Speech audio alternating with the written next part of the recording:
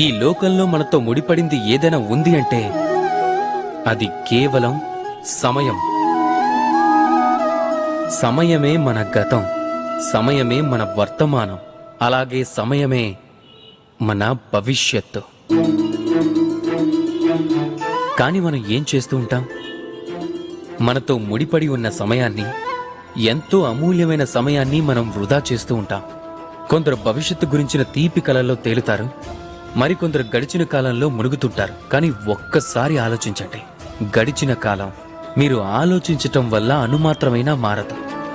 అలా అని భవిష్యత్తు గురించి మీరు ఎక్కువగా ఆలోచిస్తూ ఉండిపోయి మీ వర్తమానాన్ని వృధా చేస్తూ ఉంటే అప్పుడు మీ భవిష్యత్తు కూడా గడిచిన కాలంగానే మారుతుంది. అందుకే ఈ రోజు గురించి మాత్రమే ఆలోచించండి, దాన్ని ఉన్నతంగా మార్చుకోండి. మీ భూతకాలం, మీ భవిష్యత్తు వాటికవే ఉత్తమంగా